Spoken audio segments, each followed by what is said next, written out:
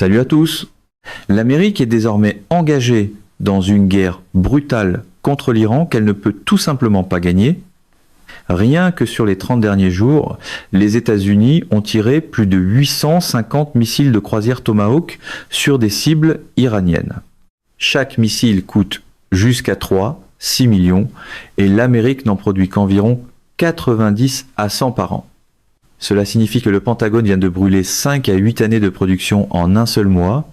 13 militaires américains sont déjà morts. Plus de 300 sont blessés et l'USS Gerald R. Ford, le navire de guerre le plus cher jamais construit, a été contraint de se retirer du combat. Pourtant, l'Iran tient toujours bon, en lançant chaque jour des frappes de représailles sans ralentir. La stratégie que l'Iran exécute en ce moment n'a pas été improvisée, elle a été construite méthodiquement pendant 4 décennies. Dès la fin de la guerre Iran-Irak en 1904-28, ce conflit brutal de 8 ans a laissé à l'Iran une leçon indestructible.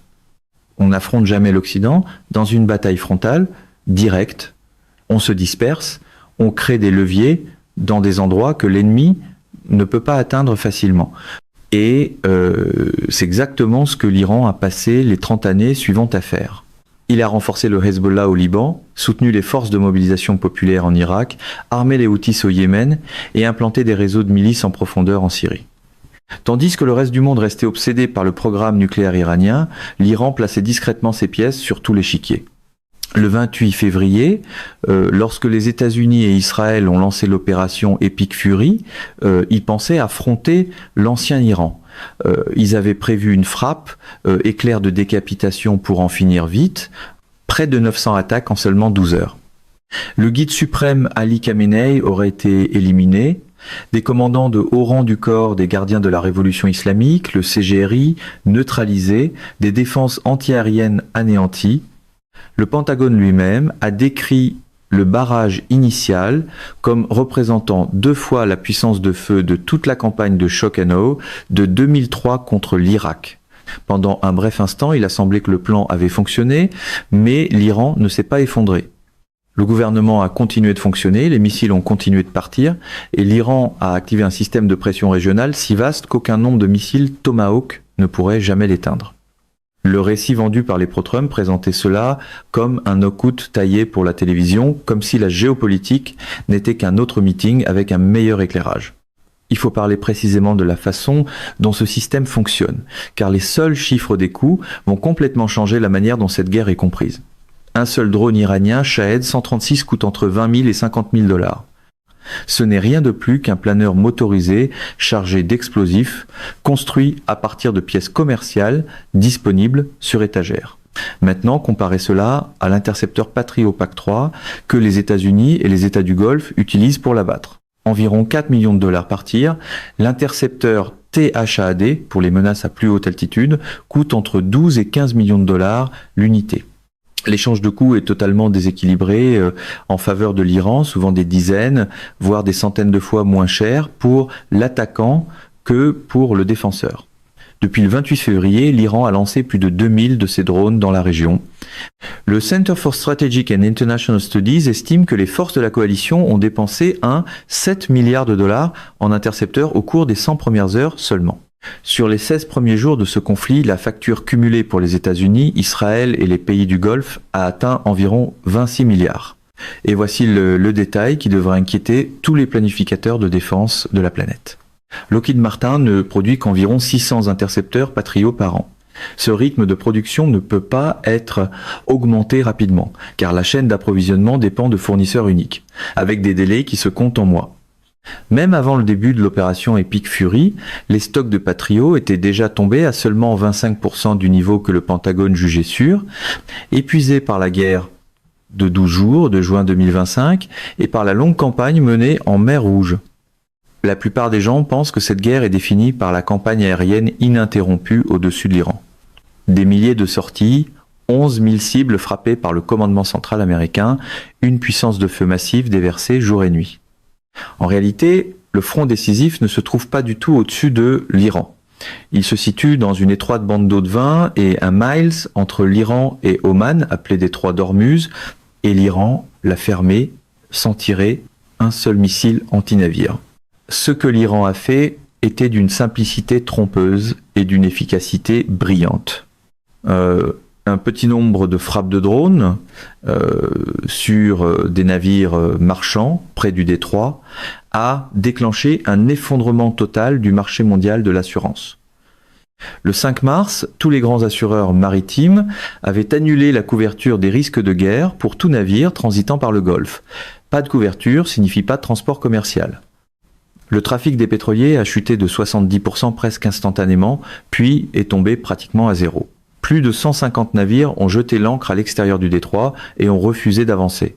Le CGRI a officiellement déclaré la fermeture le 2 mars et averti que tout navire entrant dans cette voie maritime serait visé. Même si le chenal physique était resté totalement ouvert, aucun armateur sur Terre n'aurait pu assumer ce risque sans assurance. Les analystes parlent d'un blocus fantôme. Le système financier a verrouillé le détroit avant même qu'une barrière physique soit nécessaire. Les négociants en matières premières se sont précipités pour lever 7 milliards de dollars de crédit d'urgence, simplement pour éviter des liquidations forcées. Des banques européennes ont refusé des lettres de crédit pour toute cargaison dépendant du transit par Ormuz. C'était pas une perturbation, c'était un arrêt complet de l'artère commerciale la plus critique du monde. 20 millions de barils de pétrole transitent normalement chaque jour par ce détroit. 20% de l'offre mondiale et environ 20% du commerce mondial de gaz naturel liquéfié, plus de 500 milliards de dollars de commerce énergétique y passent chaque année. Lorsque l'Iran l'a coupé, le Brent est passé d'environ 70 dollars, le baril avant la guerre à plus de 170 dollars, soit une hausse de plus de 50% en seulement 30 jours. L'Agence internationale de l'énergie, l'AIE, a qualifié cela de plus grande perturbation de l'approvisionnement énergétique dans l'histoire du marché pétrolier mondial. Fatih Birol, directeur exécutif de l'AIE, a déclaré que la mesure la plus importante pour la stabilité du marché était la reprise immédiate du transit par le détroit d'Ormuz. Les 32 États membres de l'AIE ont accepté de libérer 400 millions de barils de leurs réserves d'urgence. Cela a à peine fait une différence. En plus de la crise d'Ormuz, l'Iran a ajouté 2 autres niveaux de pression qui fonctionnent simultanément. Le premier consiste à frapper directement Israël. Des vagues de missiles balistiques et de drones ont pilonné Tel Aviv et des cibles situées près de l'aéroport Ben Gourion. L'armée iranienne a confirmé des frappes sur une installation de guerre électronique et de radars exploités par l'entreprise israélienne de défense Elta sur le complexe aérien de Haïfa, ainsi que sur des stocks de carburant à Ben Gourion. Le deuxième niveau vise le Golfe, c'est-à-dire les États arabes qui accueillent des forces américaines. L'Arabie Saoudite, les Émirats Arabes Unis, le Qatar, Bahreïn, le Koweït et Oman ont tous subi des frappes iraniennes directes. Le ministère de la Défense des Émirats Arabes Unis a indiqué que 941 drones iraniens avaient été détectés depuis le début de la guerre. 65 d'entre eux ont percé et frappé des ports, des aéroports, des hôtels et des centres de données. Emirat Global Aluminium a subi une frappe directe qui a blessé des travailleurs et endommagé la production. Une attaque de missiles iranienne contre la base aérienne Prince Sultan en Arabie Saoudite a blessé plusieurs militaires américains. Ce ne sont pas des tirs perdus au hasard. Ils sont conçus pour fracturer la coalition dont l'Amérique a désespérément besoin. La plupart des gens pensent que l'Iran frappe simplement sous le coup de la colère. En réalité, l'Iran mène une campagne à 3 axes, étroitement coordonnée. Les frappes militaires épuisent les réserves d'intercepteurs. Les attaques contre les États du Golfe érodent le soutien politique chez les alliés mêmes qui hébergent des bases américaines. Et la fermeture d'Ormuz transforme le tout en douleur économique qui atteint chaque électeur, chaque station-service et chaque place boursière. L'Iran n'a pas besoin de gagner une seule bataille. Il lui suffit de maintenir ces 3 axes jusqu'à ce que le coup devienne politiquement insoutenable. Le discours de guerre à la Trump continue de promettre la domination, mais la logistique refuse obstinément d'applaudir au bon moment. Les marchés boursiers américains ont déjà reculé d'environ 10% par rapport à leur sommet d'avant-guerre. L'Organisation de coopération et de développement économique, l'OCDE, a abaissé sa prévision de croissance mondiale de 3% à 2%, 9%, et relevé ses projections d'inflation pour le GVINT à 4%. Les Philippines ont déclaré une urgence énergétique nationale, le premier pays au monde à le faire. L'Australie a rendu les transports publics gratuits dans 2 États, simplement pour aider à compenser l'envolée des prix du carburant. Et voici la partie qui relie directement le champ de bataille à la table de la cuisine. La région du Golfe produit près de la moitié de l'urée mondiale et environ 30% de la production mondiale d'ammoniac. Un tiers de l'approvisionnement mondial en engrais transite normalement par le détroit d'Ormuz. Les prix de l'urée ont augmenté de 50% depuis le début de la guerre. Les engrais azotés de synthèse soutiennent environ 48% de la production alimentaire mondiale. L'échéance de plantation de la mi-avril dans l'hémisphère nord signifie que toute perturbation en mars se traduit directement par une baisse des rendements d'ici septembre. L'Europe fait déjà face à des prix de pénurie sur le diesel.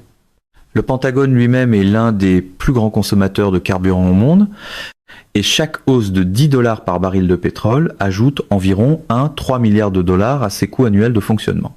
Cette guerre ne se contente pas de brûler le budget militaire. Elle est en train de revaloriser toute l'économie mondiale en temps réel. Maintenant, la carte d'escalade que l'Iran garde encore en réserve est encore plus dangereuse. Les États du Golfe ne sont pas seulement des puissances pétrolières. Ce sont aussi des royaumes de l'eau salée qui survivent en transformant l'eau de mer en eau potable à l'échelle industrielle. Plus de 90% de l'eau potable du Koweït et de Bahreïn provient d'usines de dessalement. Environ 86% pour Oman, 80% pour Israël et 70% pour l'Arabie Saoudite. Dans l'ensemble du Golfe, plus de 400 installations de dessalement fournissent de l'eau à environ 100 millions de personnes. Plus de 90% de cette production provient de seulement 56 méga-usines regroupées le long des côtes, bien à portée des drones et missiles iraniens. Les attaques contre cette infrastructure ont déjà commencé. Les 7 et 8 mars, une usine de dessalement sur l'île iranienne de Kashem a été frappée, privant d'eau 30 villages. Bahreïn a signalé qu'un drone iranien avait touché l'une de ses propres usines. Le Koweït et les Émirats arabes unis ont tous deux enregistré des dégâts indirects à proximité de sites de dessalement. Le Parlement iranien a publiquement averti que si les infrastructures électriques iraniennes étaient visées, l'Iran poursuivrait la destruction irréversible des installations de dessalement et des infrastructures énergétiques du Golfe. L'Iran lui-même fonctionne grâce à ses rivières, ses barrages et ses nappes phréatiques. Il dépend bien moins du dessalement côtier que n'importe lequel de ses voisins. Cette asymétrie est un pur levier. Regardez maintenant le bilan militaire du côté américain. Après 30 jours, 13 militaires américains tués, plus de 300 blessés. 6 soldats sont morts lors d'une seule attaque contre le port de Chouaïba, au Koweït. Les pertes aériennes sont encore en cours d'évaluation, mais les rapports actuels font état de plus d'une douzaine de MQ-9 détruits ou endommagés, de 3 F-15E perdus dans un incident de tir ami, d'un F-35A endommagé, d'un crash mortel de cassé, un 3-5 en Irak et d'autres ravitailleurs endommagés au sol. 5 autres cassés, un 3-5, ont été touchés par des missiles iraniens sur une base aérienne saoudienne. Un F-35 d'une valeur pouvant atteindre 100 millions de dollars a effectué un atterrissage d'urgence après une mission de combat. Les 6 premiers jours à eux seuls ont coûté 3 milliards selon un briefing confidentiel du Pentagone au Congrès. Donald Trump a demandé 200 milliards de dollars au Congrès pour poursuivre la campagne. Le soutien de l'opinion est faible. Le dernier sondage Reuters, Ipsos, montre que seuls 35% approuvent les frappes américaines sur l'Iran et que 61% les désapprouvent. Dans l'univers Trump, demander 200 milliards de plus semble manifestement compter comme une preuve que tout est sous contrôle. Et le 28 mars, la guerre s'est encore élargie. Les Houthis du Yémen ont tiré des missiles balistiques sur Israël pour la première fois depuis le début du conflit. Les sirènes d'alerte aérienne ont retenti à Beersheba. Les missiles ont été interceptés, mais les Houthis ont annoncé qu'ils continueraient à frapper jusqu'à ce que l'agression contre tous les fronts de la résistance cesse. Le détroit de Bab el-Mandeb, à l'extrémité sud de la mer Rouge, ne fait que 16 miles de large. Environ 12% du commerce mondial y transite. L'Arabie Saoudite a redirigé des millions de barils de brut via les ports de la mer Rouge parce que Hormuz est fermé. Si les Houthis ferment maintenant Bab el-Mandeb de la même manière qu'ils l'ont perturbé pendant la guerre de Gaza, lorsqu'ils ont attaqué plus de 100 navires marchands et fait chuter de 70% le trafic du canal de Suez, alors les deux grands corridors énergétiques du Moyen-Orient s'éteignent au même moment. L'an dernier, les États-Unis ont dépensé 1 milliard de dollars pour bombarder des positions Houthis. Le groupe a coulé 2 autres navires après l'arrêt des bombardements. Le 28 mars, 200 marines de la 30 et une Marine Expeditionary Unit sont arrivés dans la région. Des éléments de la 422 division aéroportée ont également été déployés, mais les analystes militaires avertissent que ces forces peuvent établir des positions avancées. Elles ne peuvent pas se maintenir sur un territoire contesté. La comparaison faite renvoie à l'opération Market Garden à Arnhem. En 1944, l'un des échecs aéroportés les plus célèbres de l'histoire militaire. Les États-Unis ont lancé la plus grande campagne aérienne depuis 2003 et l'ont présentée comme 2 fois plus puissante que le Shock and Awe. Elle a éliminé le guide suprême iranien, elle a frappé plus de 11 000 cibles et 30 jours plus tard, l'Iran contrôle toujours le détroit d'Ormuz, il continue de lancer des missiles, il continue d'épuiser les stocks américains d'intercepteurs avec des drones qui coûtent moins qu'une voiture de milieu de gamme. La facture de la guerre a déjà dépassé 18 milliards et la demande adressée au Congrès est de 200 milliards. L'USS Gerald R. Ford a été retiré des opérations de première ligne pour réparation après un incendie non lié au combat. Les prix des engrais ont augmenté de 50%, le pétrole dépasse les 170 $ le baril. Les Houthis viennent d'ouvrir un autre front. Et pas un seul pays sur Terre n'a rejoint les États-Unis dans une coalition de combat. Malgré toute la gesticulation martiale de la machine médiatique pro-Trump, même la liste des réponses à l'invitation pour la coalition est restée vide. L'objectif affiché était un changement de régime, le régime a survécu. L'objectif affiché était de neutraliser la puissance militaire iranienne. L'Iran envoie aujourd'hui dans la région davantage de munitions qu'au cours de la première semaine. La question n'est plus de savoir si l'Iran peut endurer cette guerre. Il a déjà enduré 30 jours de bombardement à une échelle qu'aucun pays dans l'histoire moderne n'a absorbée.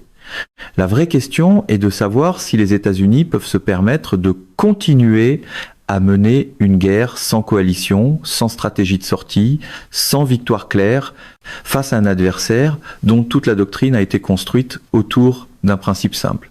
Ne pas gagner, simplement ne pas perdre. Mesdames et messieurs, notre émission d'aujourd'hui s'arrête ici. Nous vous invitons à partager votre avis personnel dans la section des commentaires ci-dessous. Plume pratique vous salue et vous donne rendez-vous très bientôt.